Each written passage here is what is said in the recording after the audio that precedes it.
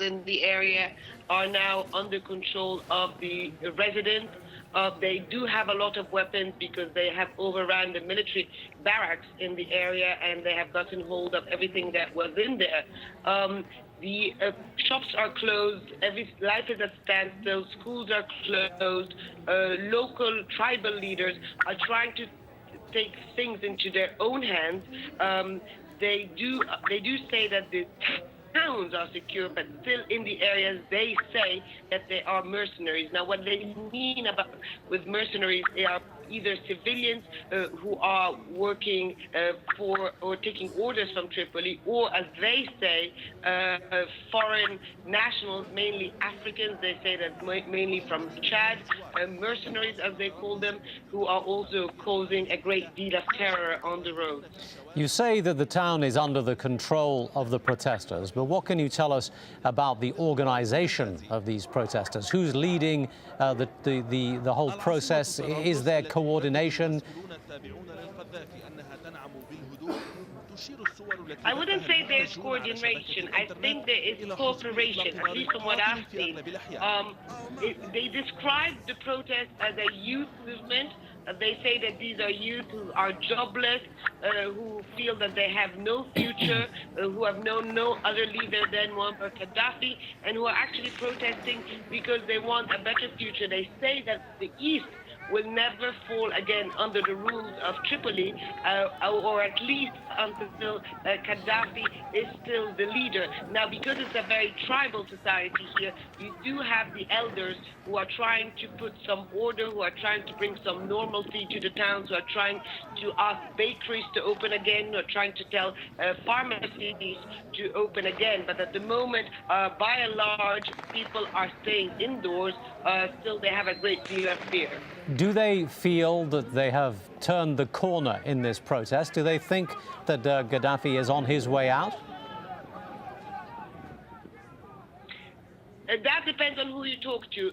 Many people would tell you that he is not going to leave, that he's going to hold on to power as much as he can. Others say, and I spoke to the former justice minister who actually resigned about a week ago in protest of the government's response to all of this. He says that he feels that there's a big crack. There's a big crack not only between the military and the leadership, but also within the government itself.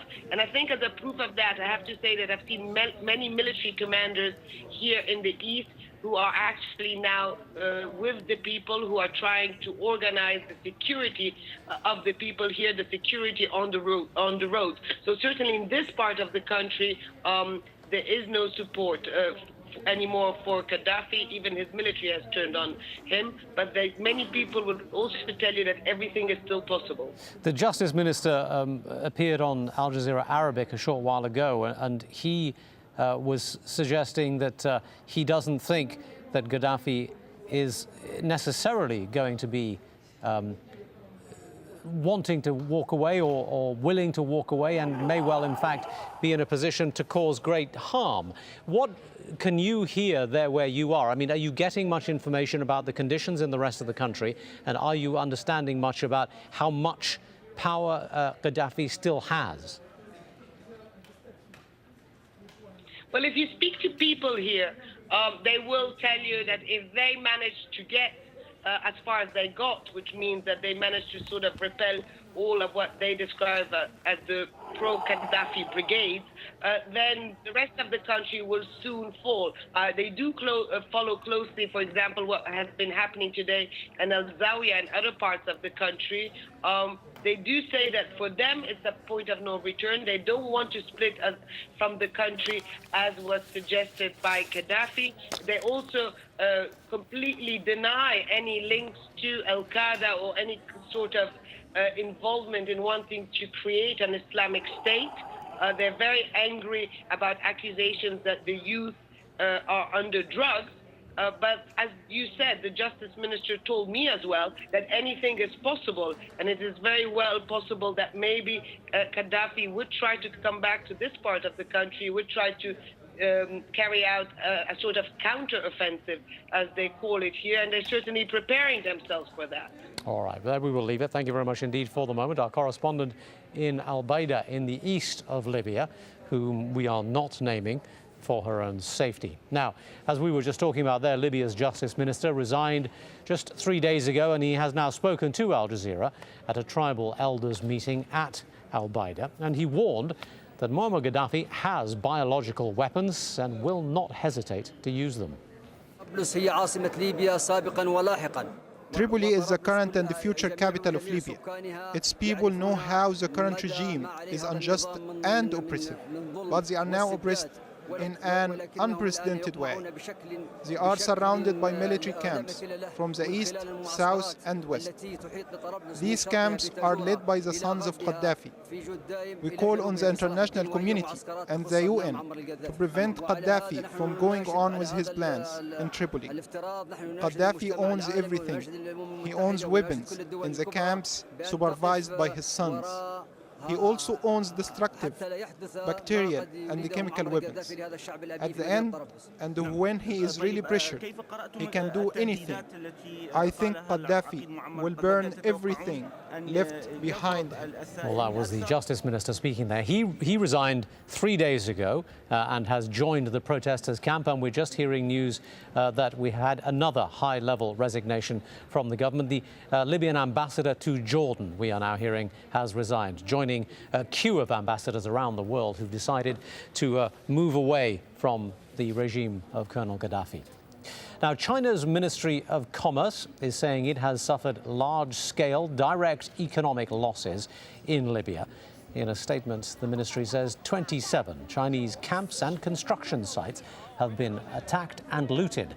But only a few injuries and no deaths have been reported among the 36,000 Chinese citizens who have been living in Libya. Around 4,600 of them have already been evacuated, including these people who landed earlier in Beijing and in Shanghai. Now, one of the first places that many of these refugees have been heading for is the island of Malta. Cal Perry is there for us in the capital, Valletta, and joins us now. Cal, Malta's becoming a bit of a staging post for people trying to get out of Libya. What's the situation with these people?